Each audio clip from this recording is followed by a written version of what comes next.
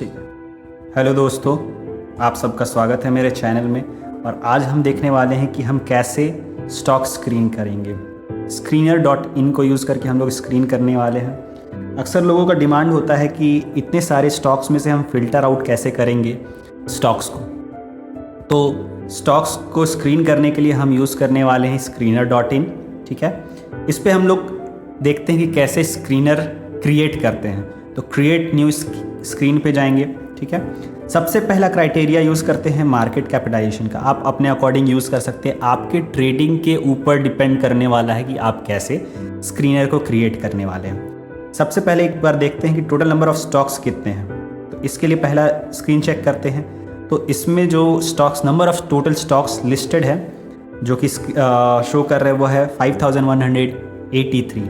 But trade करने के लिए जो प्रोबेबल ट्रेड हो सकता है तो हम इतने स्टॉक्स को तो चेक नहीं कर सकते।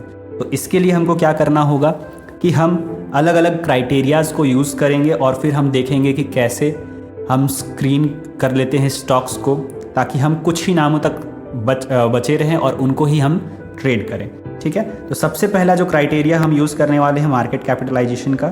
तो मैं यहाँ पे मार्केट कैपिटलाइजेशन कर रहा हूँ 200 करोड़ का। ठीक है, तो पहले ही स्क्रीनिंग से हम देखते हैं कि ये जो नंबर ऑफ स्टॉक्स है वो रिड्यूस हो चुका है ऑलमोस्ट हाफ पे। 2500 के अराउंड स्टॉक्स है। ठीक है, फिर भी बहुत ज़्यादा स्टॉक्स है, तो इनको और फिल्टर आउट करने के लिए हम डिफरेंट क्राइटेरियाज़ का यूज़ करेंगे। पहला हमने यूज़ किया मार्केट कैपिटलाइजेशन का। जो दूसरा फिल्टर यूज़ कर रहे हैं वो है, मैं उन्हीं स्टॉक्स को देखना चाहूँगा जिनका प्राइस 50 से ऊपर है। आप अपने क्राइटेरिया के अकॉर्डिंग इसको चेंज कर सकते हैं, ज़्यादा कम जैसा आप चाहें उसके अकॉर्डिंग आप चेंज कर सकते हैं। ठीक है, नेक्स्ट क्राइटेरिया हमने लगाया current price. Current price should be more than 50।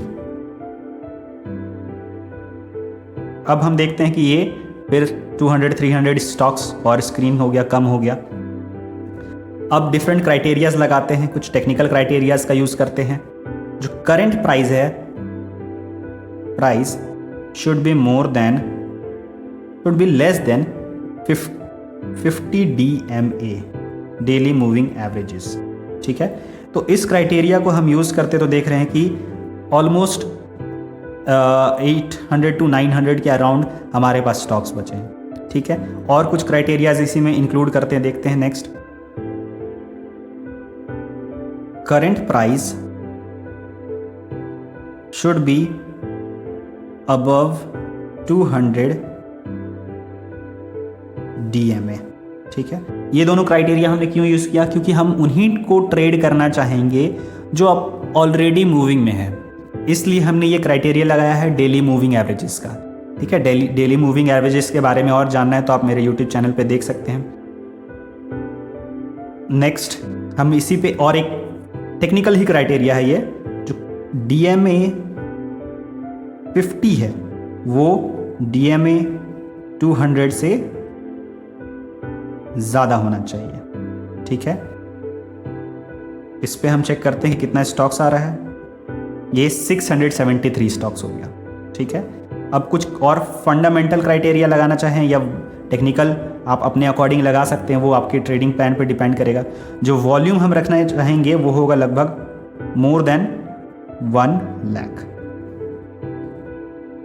तो अब कितने कंपनीज बचे हैं? 356 कंपनीज बचे। आउट ऑफ हमने देखा था कि स्टार्टिंग में जो 5000 कंपनीज थे अब वो 300 पे आ चुके हैं। अब नेक्स्ट हम कुछ और क्राइटेरिया लगाना चाहेंगे। आप अपने अकॉर्डिंग, ज़रूर से मैं बताना चाहूँगा कि आप अपने अकॉर्डिंग इसको चेंज कर सकते हैं। एक मैं क्राइटेरिया लगाना चाहूँगा नेट प्रॉफिट का। मैं उन्हीं कंपनीज को ट्रेड करना चाहूँगा जो प्रॉफिटेबल है, बट आपके ट्रेडिंग का अकॉर्डिंग आप उसे चेंज कर सकते हैं। कुछ कंपनीज होती है जो बिना प्रॉफिट के भी भाग सकती है, ऐसा कोई रूल नहीं है। ठीक है, बट मैं अपने क्राइटेरिया में देखना चाहूँगा कि नेट प्रॉफिट 10 करोड़ से ज़्यादा हो, मतलब ईयर ऑन ईयर वो 10 करोड़ से ज़्यादा कमा रही हो। ठीक है, तो अब जो कंपनीज बचे हैं वो है 340 कंपनीज बचे हैं। ठीक है, फिर भी अभी भी ज़्यादा है, तो इसे और हम रिड्यूस करने के लिए क्या करेंगे? मैं उन कंपनीज को देखना चाहूँगा जो प्राइस है मूवमेंट इसलिए होता है जनरली क्योंकि कंपनी अपना अर्निंग इम्प्रूव कर रही होती है। तो इस क्राइटेरिया को यूज़ करने के लिए हम क्या यूज़ कर रहे हैं, नेट प्रॉफिट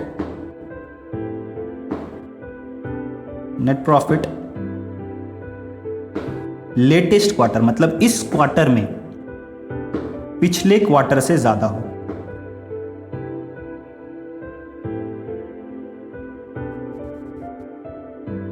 प्रीसीडिंग क्वार्टर, ठीक है। नेट प्रॉफिट पिछले क्वार्टर से ज्यादा हो। तो अब हम चेक कर रहे हैं 176 कंपनीज है, ठीक है। अब इसमें आप फिर डिफरेंट क्राइटेरियाज लगा सकते हैं। मैं अभी जो देखना चाहूँगा कि आज के दिन में कौन से स्टॉक्स है जो 3% से ज़्यादा मूव किए हो।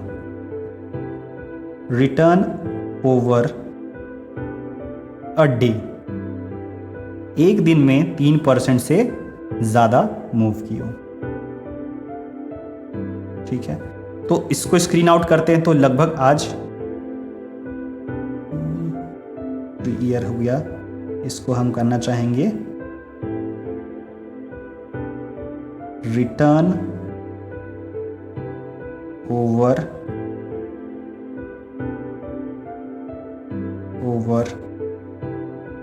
A day.